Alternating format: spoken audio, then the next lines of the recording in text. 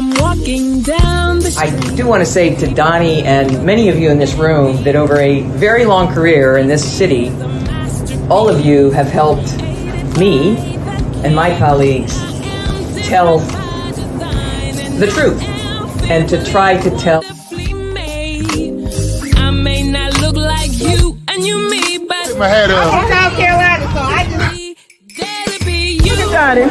What does this event mean to you, Miss Peggy Mars? Oh, my heart, Happy 20th anniversary. my heart is about loving up on my sisters. Do you know what it feels like to have your sisters in the room? Donnie. Gotta be me and gotta be different and unique. I'm gonna be the best me I can be by letting His glory shine through. I am beautiful, I am blessed, but not just what you see in the flesh. I'm free from people, free from myself. There's The a doctor lived next door to the janitor to the reverend and the lawyer. We were together. Now we get so high and mighty that you create stress for your society because you don't like poor black folks either. That's a health problem. Get yourself together so I can stop being taking care of geriatric people.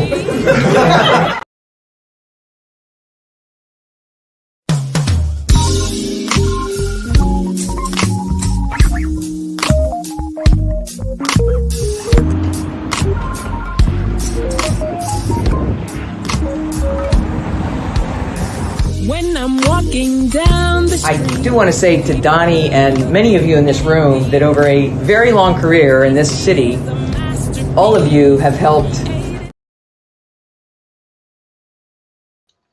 Okay, that was a faux pas. Top of the morning to you. My name is Donnie Glover. In it to win it for the long haul, baby. We have a Marsha, get your backdrop. I don't see the virtual. No virtual. Did you know that? Okay, we have a wonderful show planned for you. Did you see the Republican debate last night? First of all, my goodness. Well, so many things have been happening. Let me just show off my new cop and mug. I know a lot of you might have been tired of my little bland coffee mug, but we got a Coppin State mug. And we had a wonderful town hall meeting last night. So the link for any Coppin alumni is coppin.edu/alumni. Make sure you follow them on Facebook, on Instagram, and make sure you go to coppin.edu/alumni and sign up for the newsletter. Without further ado, let me bring in some of my favorite people in the whole wide world. Marsha Jews, how are you? I'm fine. Trying to get this backdrop up. It's all good. It's all good. We just keep it moving. That's what we do over here. How's everybody? Everybody's good. And you are from Gary, Indiana. No, that was 60 miles away. I'm from South Bend, Indiana. Well, I always want to put you from Gary. Because you like the Michael Jackson stuff, that vibe. Oh, I'm going back to Indiana. Oh, okay. Okay. All that. David Byrd, how are you? Hey, Donnie, how are you? Thank you for the invitation. Well, Marsha Jews, if you love me, then you have to love David Byrd because we share birthdays. Oh, yeah? Yes, same day. Oh, okay. David Byrd. David, yes, you know sir. about Coppin State. Absolutely. Absolutely. One of our HBCUs here in the state of Maryland, in Baltimore. Absolutely. I didn't want to tell them too much last night, but if it weren't for the Republicans, Coppin might not have gotten that kind of money. A lot of people don't realize the Republican Party has a rich history dating back all the way back to George H.W. Bush, who was a big contributor back in his early career in the 60s to HBCUs. You know, we give Republicans a very nasty name in this state. Very nasty. Did you see the debate last night? I did not, Donnie, and on purpose I did not watch the debate because A, none of those guys are going to wind up on the VP ticket. B, Will Hurd is not being heard. And C, I got the opportunity with my dear wife of 30 years to share some movies last night. More important, Well, I was at the forum and I got a phone call from the streets. And the phone call went something like this. This is a friend of over 50 years. I know you're watching the debates. And I said, no, I'm not. I'm actually in here working on my capstone project so that I can graduate in May. And yeah, I had, yeah, to God be the glory. Now, that's no excuse. We still should have a general understanding of what's happening in our country politically. But these were the streets of Baltimore. Many people were watching that political forum last night. Me, myself, and she's been called a flip-flop. I like Nikki Haley, and I'm going to tell you why. Not saying that she would be the best president, but what I like about her is that, one, she effectively distanced herself from Donald Trump a few years back. I like how she backed out of it. She blamed it on family, wanting to get back to home. But also, I think, at least the impression I got, is that she understands that when you're in politics, you have a limited amount of time to be effective. After that, it's stale. And I think the country, Democrat and Republican, we're inundated with stale politicians. They just won't go home. Go home. Yeah, I always say this, Donnie, that politicians remind me of boxers and old athletes. They refuse to get off the stage. They have to be knocked out. Even the great Ali had to be knocked out by Trevor Burbick in some cow pasture in the Bahamas. Okay, I mean, great athlete. Even Michael Jordan, stayed just a little bit too, as great as he was, stayed a little bit too long. And politicians are like that. They have to lose an election and lose badly for them to realize that their brand of politics or what they're selling is the shelf life is gone. Marsha, he brings up a great point. One of the theories I'm reading about is it's about innovation. Innovation, disruption, new technology comes on, the game changes. Nowadays, if a politician doesn't have an Instagram or TikTok page, they're outdated. So an older politician, i.e. a Sheila Dixon returning to the scene, she had better have an IG or a TikTok or whomever, Jack Young or Jack Johnson or whomever it should be. Everything's changed, Marsha. The game has changed. It's totally changed. Marsha and I were out watching Tamara Payne's digital billboard ad the other day, David, and we were out on North Charles Street looking up at this digital. Marsha, come on in. Good morning. Good morning. How's everybody? Very good. Very good. These are some interesting times. And I think that we as Black people have to really understand who we are and what we represent and be capable of having a real discussion. And, as you say in your lead-in, Donnie, we talk about the truth.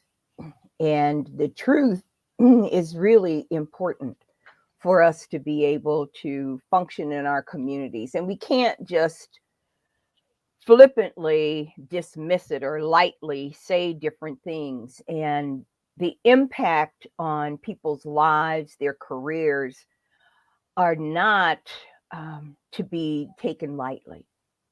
We have to really be respectful of one another and helpful. If you can't do something good and you can't say something nice, is what my mother used to say all the time, then don't say anything at all. And we lose that. And many of us heard that years ago. I know you see this gray and white hair, but it has lived with me because it's about being honest with one another and particularly with our own communities. We can't allow other people to take over and write our story. David, I'm going to get very revolutionary this morning. Okay.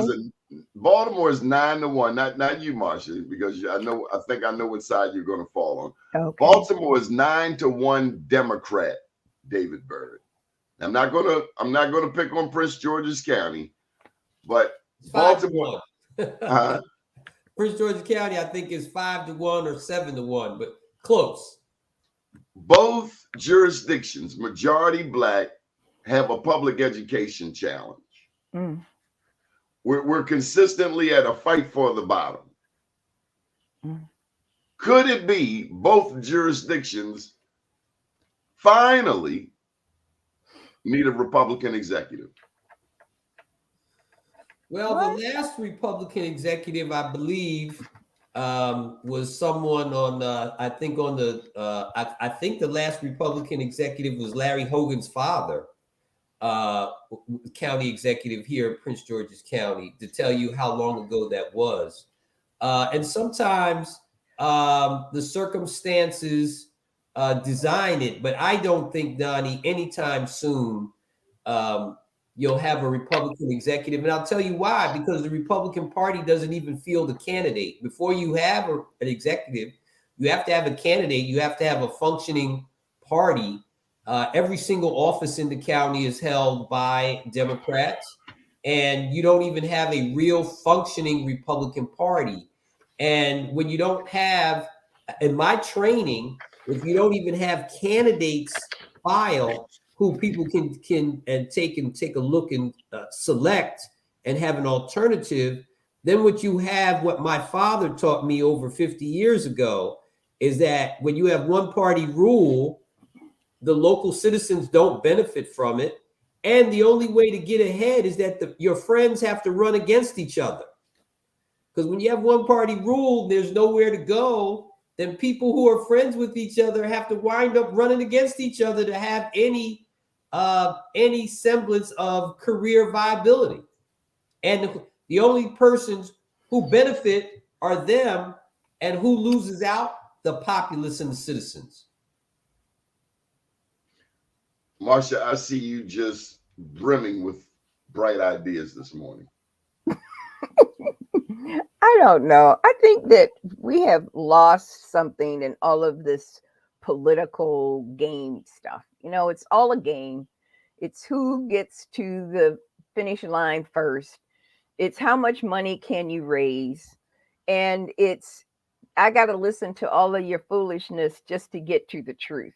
And then you say all this stuff, and then you get into office, and then you don't do all the stuff that you said you're going to do. I just want somebody to run our positions in DC, in Annapolis, in Baltimore City, in whatever other cities you have mayors or county executives or whatever they are. I just want y'all to tell the truth. I just want y'all to see what you're doing and the impact that you're having on the citizens, that we are educating our children properly, that they have the resources that are required, that small businesses have the support system to help them grow businesses for minorities, particularly Black people, as far as I'm concerned. And the rest of it is background noise. I just want people to do their jobs.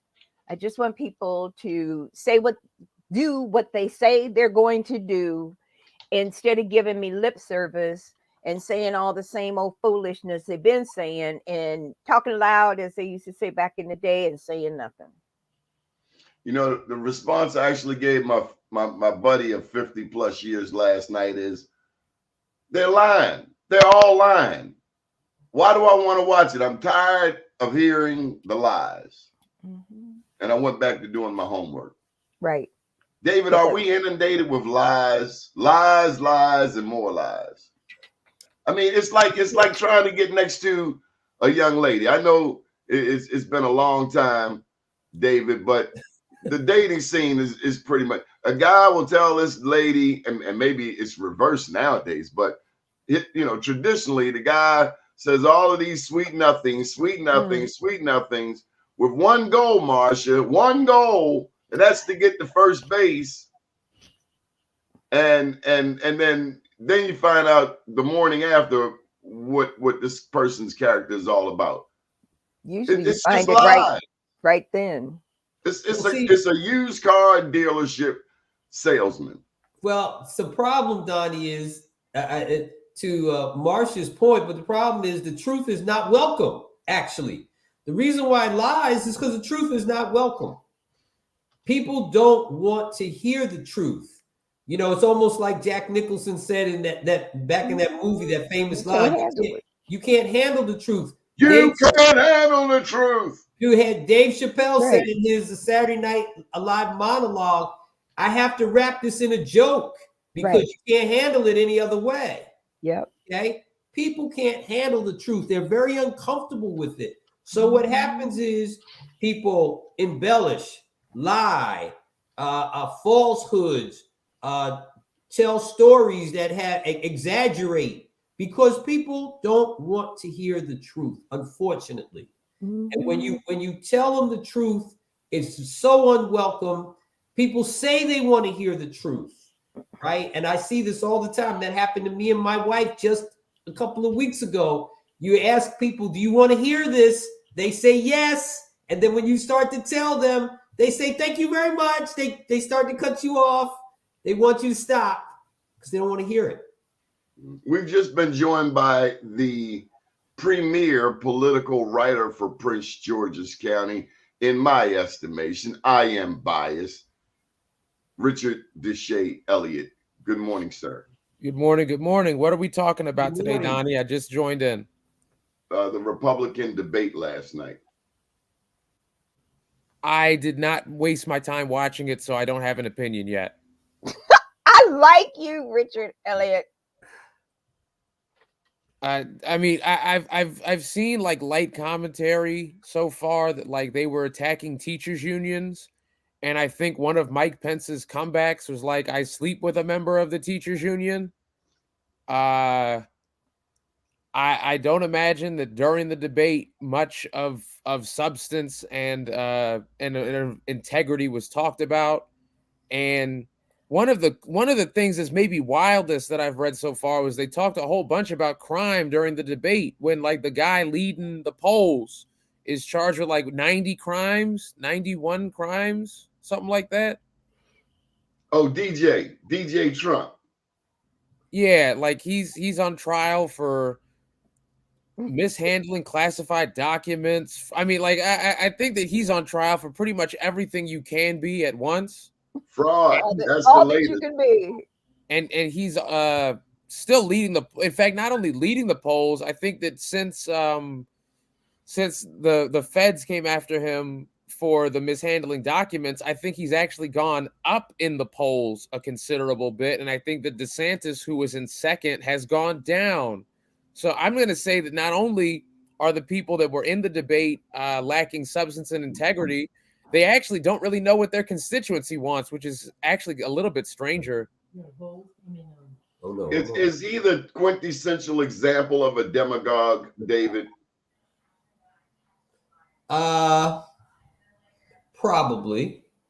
But again, it goes back to what I've said before, is that the Republican Party today has become the white grievance party.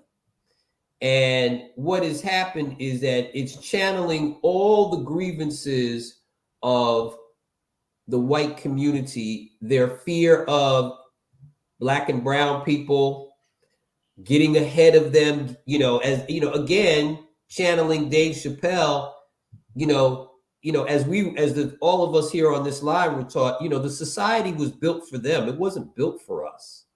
And so what their fear of us getting ahead of them, it's funny. It's funny. History has a interesting way of coming back and being very relevant. In fact, some of the federal charges that Donald Trump is being charged with were actually put in place after Reconstruction to make sure the ex-Confederates couldn't try to come back and do some of the things that they had been doing during the Civil War.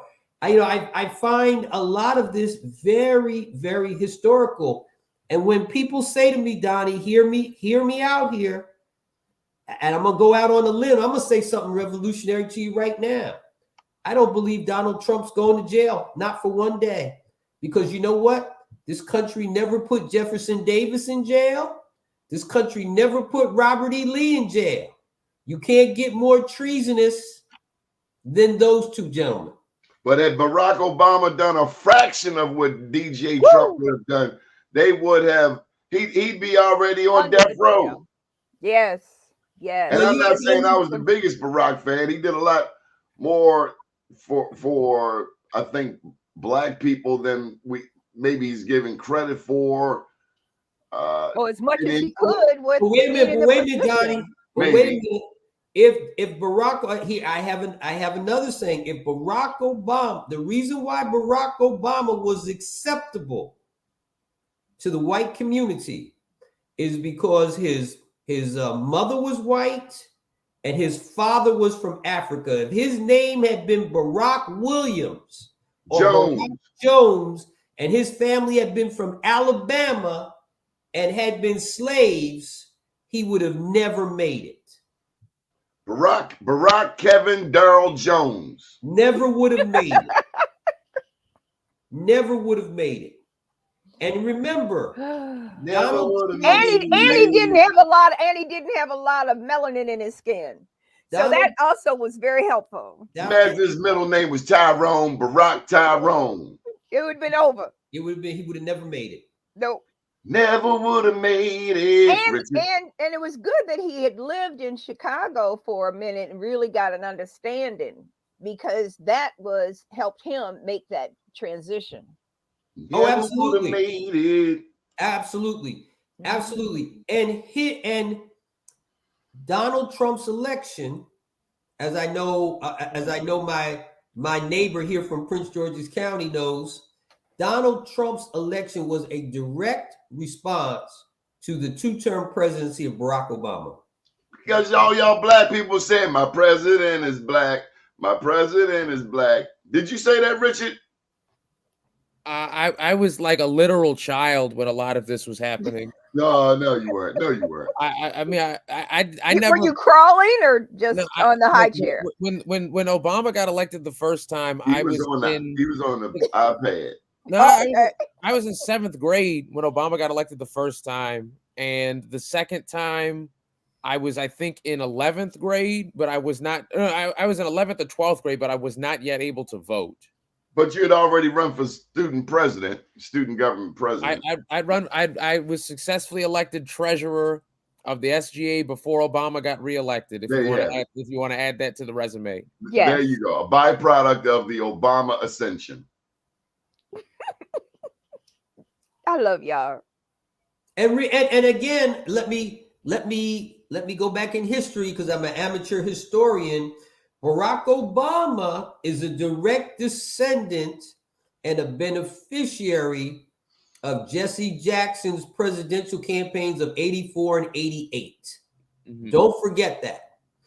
It was Jesse Jackson who ran and for a while in 88 was in second place, who paved the way for a lot of black elected office holders who ran down ballot. What Jesse understood is if you have somebody at the top who's leading the way and you bring these other folks with you on ballot to bring them in, because what people don't realize, the most consequential elections, as Socrates said, is the affairs in your community. What's going on in your local community?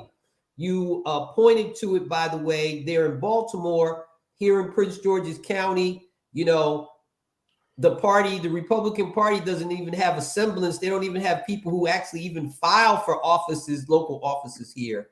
So Jesse realized that, and Barack Obama is a direct beneficiary of his 2 presidential runs. Well, if you're going to go into history, then you cannot forget Shirley Chisholm. Oh my gosh, yes. And you cannot forget Fannie Lou Hamer. No, you can't. You can't forget them.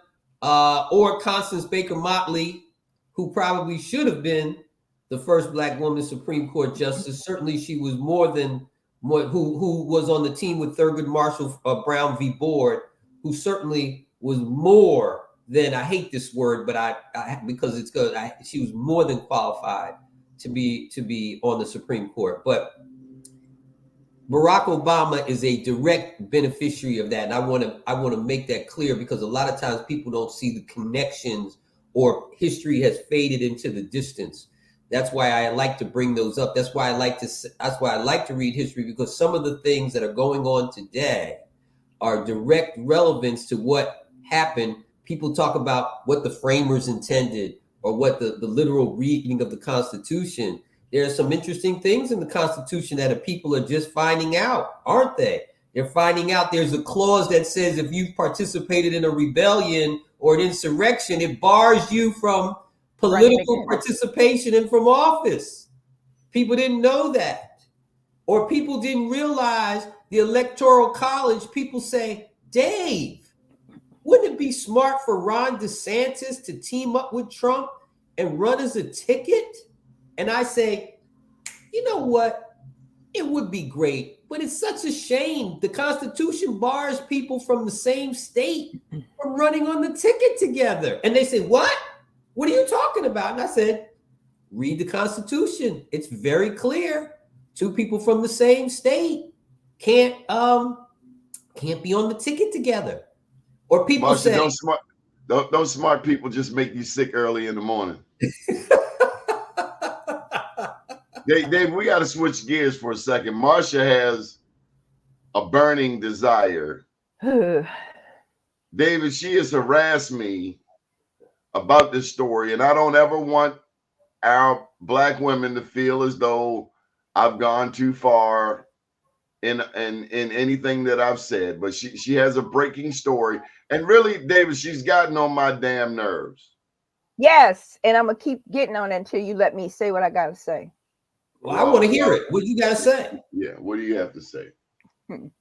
On September 19th this year, Janine Whitfield was discharged from her duties as executive director of the American Visionary Art Museum, and she's issued a statement I'd like to read. And over the past year, she dedicated herself to forging new paths and nurturing relationships in Baltimore and beyond on behalf of the American Visionary Art Museum. And it was meaningful work that she had immense pride. However, the significance and reality of this work extends far beyond the walls of any institution. In a world marked by rapid change and uncertain, true leadership demands vision and courage. It's not accomplished in isolation. Rather, it is a collaborative effort that involves and empowers community. And she confidently says that Baltimore is an extraordinarily vibrant cultural community that has wholeheartedly supported her mission to elevate the American Visionary Art Museum. Okay, so why did you make us listen to you read that statement? Because I wanted people to hear what's really going on and what she had to say about what she had to say in her statement. The reality is we need some context.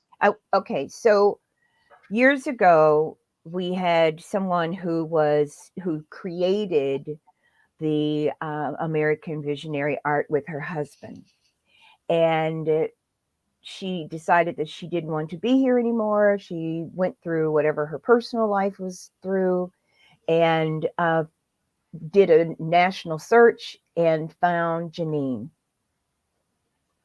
Okay, is this a Black museum? Is it a white museum? It is a mixed everything. It's the American Visionary Art, and most of the artists are what's called outsider artists. They're not doing the traditional Rembrandt kind of work. And this is down on the harbor. It's on the harbor on Key Highway, the American Visionary Art Museum. Do Black people go there? Yes, and there are Black artists that are in there as well. And this Laurie lady Cornish is one. Okay, and so this lady was a Black lady who got fired. Yes. Okay, did you know her? And no, I didn't. But she was from Detroit.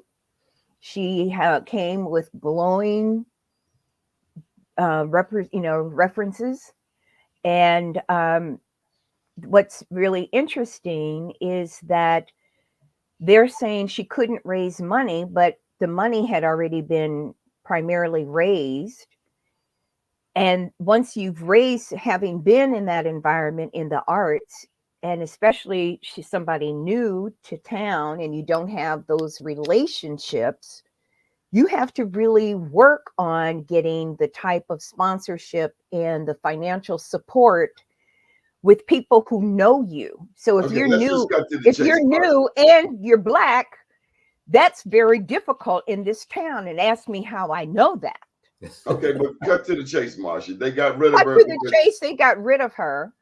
And they're acting like she's the reason why she created her own demise versus did she? understanding that the environment wasn't set for her. I'm sorry, Did she did she what? create the environment for her own demise? From my understanding from the community of artists that I know, Black women that have been in the field of art for a long time, they're confident of what she has done, what her abilities are, and they've surrounded her and brought me to the table so that I would understand what has gone down. And these women have been my mamas, right? They've shown me what I'm supposed to be doing in the field of art. And they are those women who are going to tell me the truth straight up, no chaser. And I'm going to relay it. And I'm relaying it because I've talked to her, to Janine, And what and did I she don't say? think and she said she went in there with a plan. The plan was adopted, and then they wouldn't allow her to do what she needed to do in 1 year. You can't just walk in a multi-million-dollar business and identify people in the community that have the money as a Black woman that fast. You can't do it. You've got to build those relationships. You've got to nurture the Able Foundations, all of those foundations, all those corporate foundations. I know that because I've done it. And it's not easy. You have to build those relationships. I don't care how much they open the door for you. If those white men who are writing those checks, those white women who are writing those checks, if they're not writing the checks because they're not feeling this vibe with you over there, it's not going to happen. I went through that when I brought Alvin Ailey here. It's not a joke. And we as a community need to be able to sit down and say, how come we don't have more Black people standing in leadership in these arts organizations? How come? How come we can't get the funding that we need in order to run our businesses? How come? You got arena players over there. They're not getting that money like they do down there on whatever that street is for Center Stage. How come? You know how come? Because it's about that melanin or lack thereof. You have a question? I don't even know this woman, and Marsha speaks right again. Unwelcome. People don't want to hear it, but it's true, and it's true wherever you go. Let's take not taking anything away from her or Baltimore, but right here in Prince George's County, I see it all the time when county executives, doesn't matter who, bring some. We have so much talent here in the DMV, this corridor. And when they bring somebody from Orlando, Florida for a cabinet position, it takes them 8 to 10 months to get to find the bathroom. Exactly. And then they're gone in the next 6 months, right? They couldn't get the support. They really couldn't generate. Why? Because it takes that long before you can feel comfortable. When I first moved to Washington, D.C. in 1989, it took me 2 years before I felt comfortable in the city, period. Because I didn't know anything about it. I was from Jersey. Everything was new. Everybody was new. But it was 2 years before I felt comfortable, before I could figure out Southeast, Southwest, Northeast, Northwest. And it's not a joke because you have to navigate it. And Rebecca Hofberger, her husband was filthy rich, and he gave her the money to create this museum, and it was necessary. I think it was needed. And but if you're going to make a transition, you really have to make a transition holding the hand of the person that you want to raise this money. It can't, because you have your list of all these people and they're there and you just give you the piece of paper, but you didn't go in and help deliver a relationship. Because those white boys, and I'm going to tell you that because I know it, those white boys aren't going to just give it to you unless Rebecca's standing there watching them write the check. You can't just give it to them and walk away, because you can't even get them to return your phone call if they don't know you. And oh, P.S. Oh, by the way, and try to send them a doggone email. They ain't even, I don't know who that is, and delete it. So let me bring up another egregious story that Richard has been working on. It's about a councilwoman there in Prince George's County, David, who was denied. I know what this is about. Okay, Richard, why don't you bring the story? I'll cut to the chase about the grandest update, and that's I believe it was yesterday, 2 days ago on Tuesday. They did overturn that vote. There will now be virtual voting or virtual attendance allowed within Prince George's County. We need a little backdrop. What's the problem? I'm gonna go back. So last week there was a press conference. People were calling for there to be virtual attendance, virtual voting. Councilwoman Oriata, representing the 7th District, which is primarily Inner Beltway. She is pregnant. She's expected to give birth in a month or less. Under the previous rules, like if you're not there physically, you are not allowed to vote. You're not allowed to have a proxy, etc. And with the council being only 11 people, that makes it a 5-5 tie on a bunch of issues. We don't have a process by which a tie can be made into government action. The county executive doesn't have a tiebreaker. Councilmember Hawkins, the at-large and the former chair, during the debate, he accused the majority block of being bullies, of basically stacking the deck so that him and his block were unable to do anything. Juanica Fisher, council member from the 2nd District, used to be a delegate, said that a delegate that she served with, 2 women delegates that she served with, had to give birth and were given basically no grace, no option for anything for them to be able to work in a more comfortable and safe environment. What was her point with saying that? I'm not going to try and crawl inside of her head, but she was saying that was, and I quote, the rules of legislative bodies that she had participated in. Does she have any children? Not to my knowledge. But the grandest reason for this impasse, in my honest opinion, was that with the current council having 6 members who in effect are elected by advocates, unions, etc., the People's Council versus the 5 members who were elected primarily by real estate and associated entities. Whether they receive money from the developers or not is a moot point. There was a PAC called Jobs First, 100% founded by developers. That PAC, which did lit cover at the polls and put up signs, who do they support? Mel Franklin ran the PAC. Calvin Hawkins was supported by the PAC. Ingrid Harrison was supported by the PAC. Juanica Fisher was supported by the PAC. Sidney Harrison was supported by the PAC. This is evidence. This is not an opinion. The developers supported those individuals, not out of the kindness of their hearts. They expected something or more than nothing in return. Right now, the council majority has given the council chairships entirely to people from the newer block, and the 5 who didn't have any ability to do anything. They tried to stop the virtual vote, looked horrible in the process. I would say that Councilmember Hawkins, not only did he look as though he does not care for maternal health issues or attendance on the council, but I would dare to say that he opened the council up for lawsuit. If I had been denied maternity leave, yes, and when these comments came out, I would sue, because it would appear that the county is hostile towards maternity leave without any reasoning beyond it is maternity leave. And that's that is subject for a lawsuit, in my honest opinion. And I for agree backdrop, we with you. should say that the county is currently being led by a woman. The county is currently being led by a woman, County Executive Angela Alsobrooks, who does not have a vote on council matters. She did not chime in with her vote on whether there should have been virtual voting or non-virtual voting.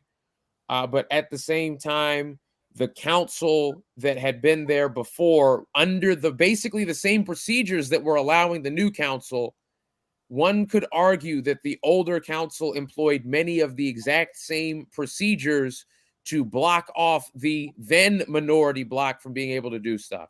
But all that said, now there will be virtual voting, virtual attendance, and I believe Councilwoman Oriata will be able to participate, and her 7th district will be represented even if she is out on maternity leave. David Byrd, there's a book called Pedagogy of the Oppressed, where Paulo Freire essentially suggests that those who have been oppressed end up taking on the characteristics of the oppressor. Yeah.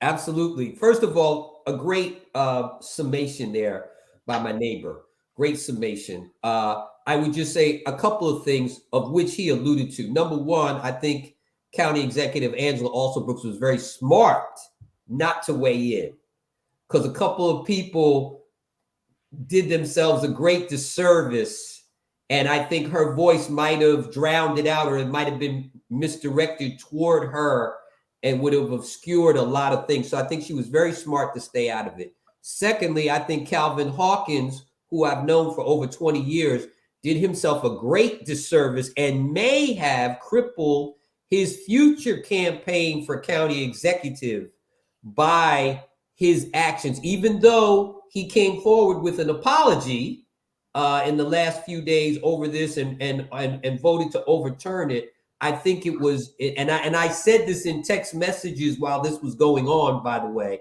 full disclosure, I think it was not a good look for him or for the council, quite frankly, because it looked like, listen, the pandemic made us all move forward in using this technology, Donnie, that we're using right now to have this discussion. We have made leaps and bounds forward of having meetings, of communicating with each other. And it made the Prince George's County Council actually look prehistoric by not allowing, not only did it make them look anti-woman or anti-maternal health or anti-children. Anti-technology. It made them look prehistoric. Why would you want to go backwards? That would, you know what that would be like? That would be like some places are trying to say, let's end mail-in voting. Let's end it's like in Roe v. Wade. Absolutely. Absolutely. You know, I said to somebody the other day, are we going to bring back Plessy, 1896? Are we going to bring Plessy back? Okay. Plessy versus Ferguson. Absolutely. You know what that is, Richard? Yeah, that was one of the few court cases they taught us about in high school. One of maybe 3. Oh, and you look like you're indignant about that, Richard.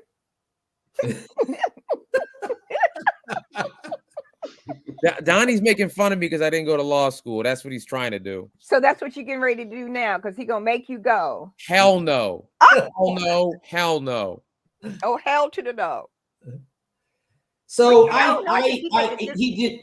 Richard, you did a great summation. I think that that just was a terrible look. And let me tell you something. Here's the interesting thing. The real issue, as Richard said, underlying actually had nothing to do with women or maternal health. It actually had to do with the factions that now exist on council, the People's Council versus the members who were elected by the developers and the business community and the PAC. That's the real issue. That sentence right there. I'm going to bring up all those people get that cash rolling so that they get what they want built. Period. I'm going to bring up $1 billion question. Does this have anything to do with the Michael Group? Of course, they're one of the biggest. Of course, they're one of the biggest developers the biggest business group who funds candidates in the county. And that's not a criticism, by the way. I'm just saying of course they're involved in it. They have, in fact, the Michaels Group. Again, I'm gonna give you some history, Donnie. One of the biggest supporters of one of Prince George's County's heroes, Wayne Curry. Oh my gosh, I loved Wayne Curry. I absolutely love Wayne Curry. He took no prisoners. That brother was cold-blooded. In fact, when he ended his toward the end of his career, he was an executive. I think he had held the title of president of the Michaels Group. In fact, because of Wayne Curry, you got Rashern Baker. He was the principal person behind Wayne. Wayne Curry was the principal person behind Rashern Baker. Hey, let me go even further into reverse in history. You were talking about the Jesse Jackson campaign. Wayne Curry was a Jesse Jackson delegate in both 1988 and 1992. Wayne Curry, I think, actually outran Jesse Jackson in the 4th Congressional District back when the 4th Congressional District stretched from Prince George's all the way through Annapolis. When Wayne Curry was first elected, Wayne Curry came out of a development background. He became a developer not long after he had been out of college. Like, he went to school out in Western Maryland. He did become the head of the Michaels Group. I think the main thing that's a difference between the Wayne Curry era of development versus now was when Wayne Curry was doing development, at least in my opinion, they were building a lot of single-family homes for the Black middle class, Black upper class, where prior there had not been any housing. Like, if you see out the window here, the housing that's across the street, all this stuff built in the late 90s was built under the Wayne Curry regime, whereas now much of what's being done is the impact fees are not going into infrastructure. That is one of the primary concerns. And even bigger than that, our county never addressed the issues that we had coming out of desegregation, where this county had so many apartment buildings, we were overcrowded by density, and we never were given the amount of fire departments, police, anything that a community of our density was intended to have. And the problems of the 1970s and 80s are only accruing interest to this day. I'm not at all trying to insult Wayne Curry. Love Wayne Curry. I love Wayne Curry. But, I looked at the Jobs First PAC. The Jobs First PAC was funded by they raised 50 grand. Excuse me, they raised 50 grand, and the money was raised from William Chesley. Chesley has a real estate entity, and also Edward St. John, who had St. John's properties. And those guys are still around.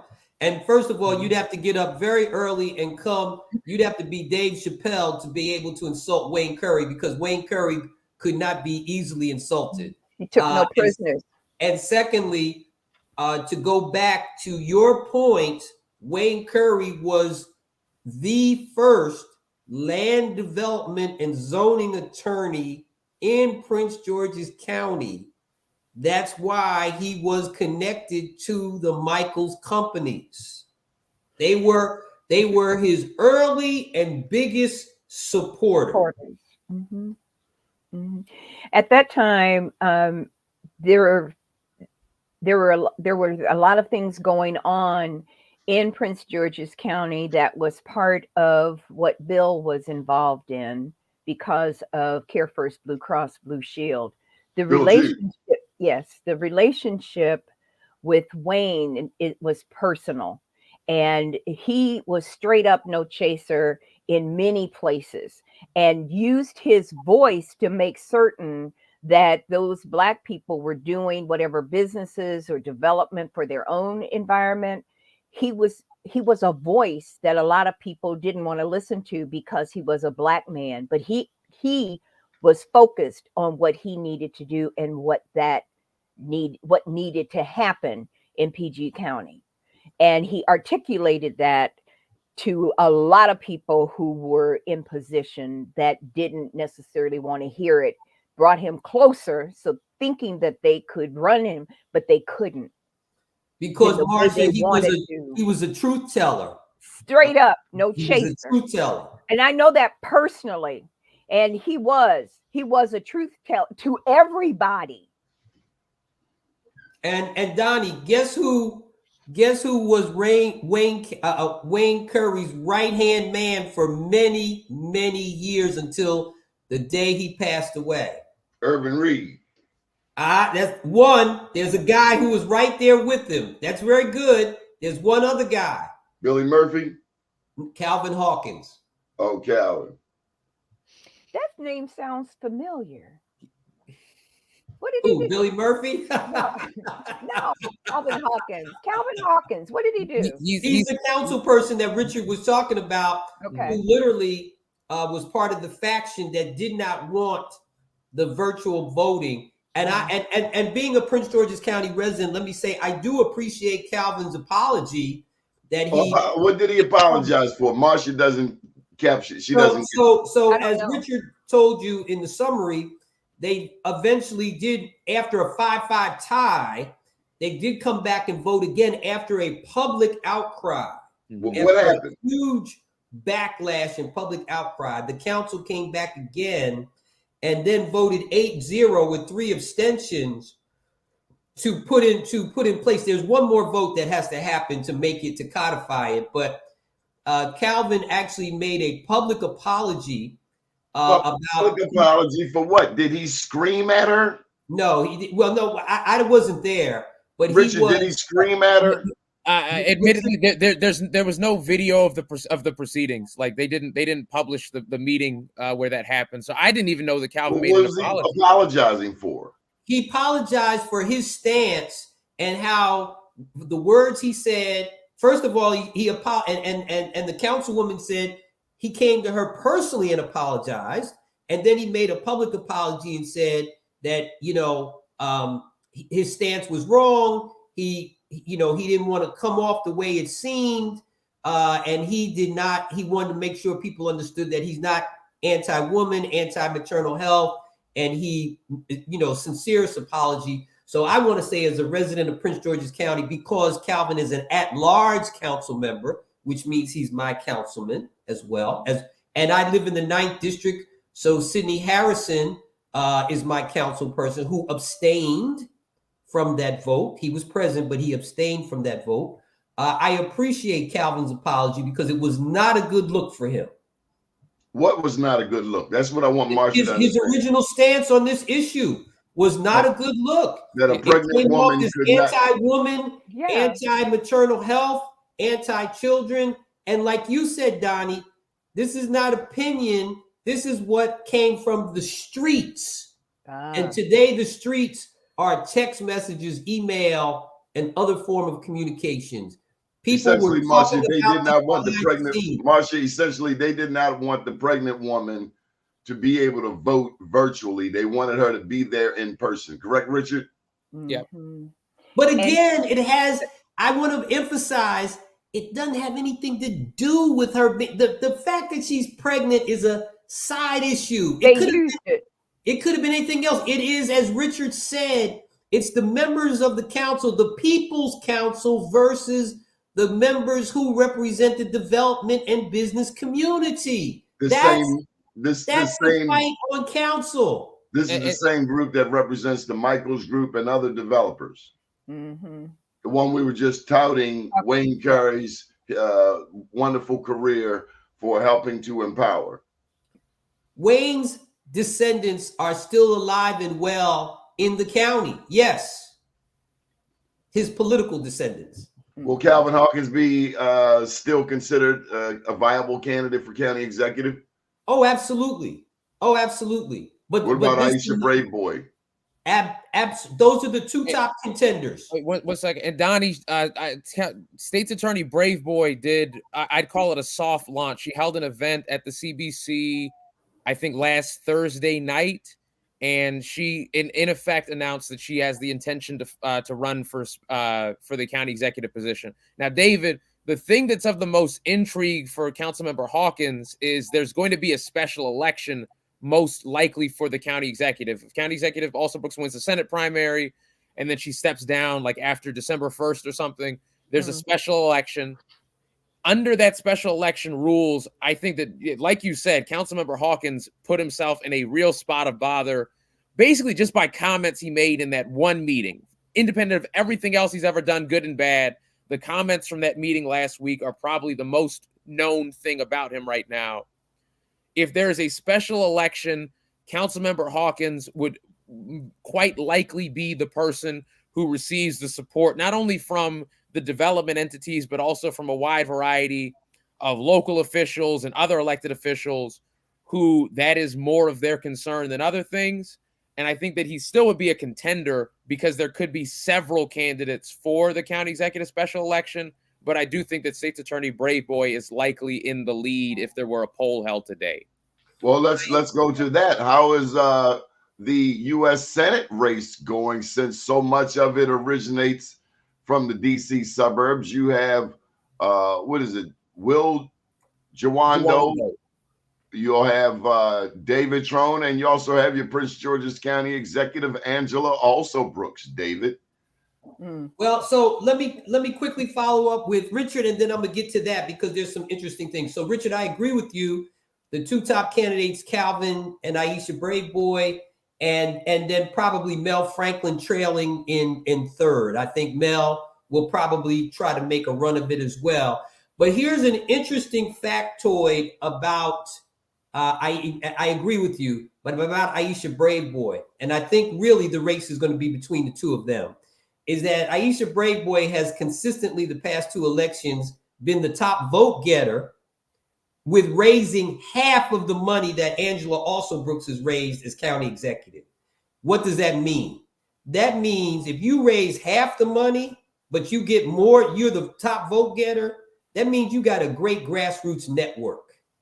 People should not dismiss her in any shape, form, or fashion when it comes to that. She has proven herself, whether it was as a delegate or whatever. And I was at, full disclosure, I was at that CBC function. It was packed. Anytime Aisha Brave Boy gives a function, people show up in droves. So I just want to make that. I think those three people, and here's another thing you didn't mention, Richard, and I was so glad you to say that, is that there's a little bit of intrigue too with the Prince George's County charter, because the primary is in May. Mm-hmm. And so what happens is, should County Executive also Brooks win, the county charter is very specific as to what has to happen if there is a special election. If Angela also Brooks resigns before December 5th of next year, then what has to happen is I believe the charter says the CAO becomes acting county executive until a special election happens. However, if it happens after December 5th, the council has 2 weeks to choose an acting county executive from amongst themselves.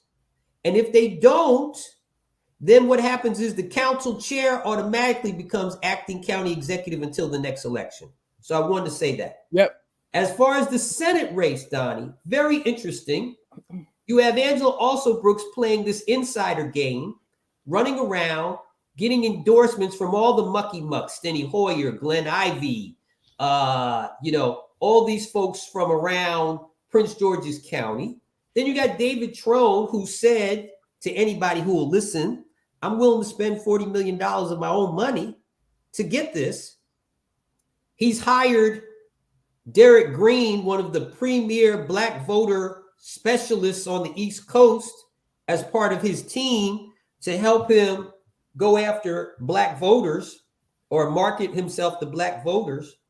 I don't know if, and Trone at this point is spending about $1 million a month on digital ads from what we've seen from the disclosure statements. I mean, every time I turn on my streaming device or something, I see an ad from David Trone. So it's going to be interesting because Trone is playing a different game. He's playing a conventional game. He recently said, Baltimore City, Baltimore County doesn't have a candidate. I want to be your candidate. I find that it's laudable that he wants to be Baltimore City's candidate, but when the census says as of today that there are more registered Democrats in Prince George's County than anywhere else, I'm not sure why he wouldn't want to make a presence somehow in Prince George's County, but I'm not his campaign manager. So it's going to be very interesting to see how this shapes out, because Angela Alsobrooks seems to be the flavor of the month.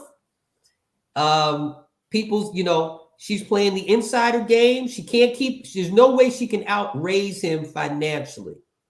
The question is, are all these endorsements going to mean something at the end of the day?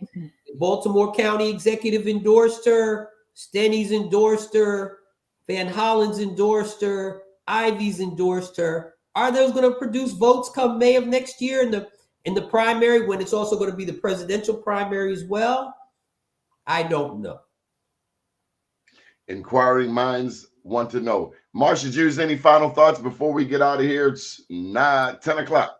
No, I just think that this is going to be a great election, and looking forward to it coming up. We need to go ahead. My last comment is no candidate is so confident in their campaign right now that they've paid for a poll.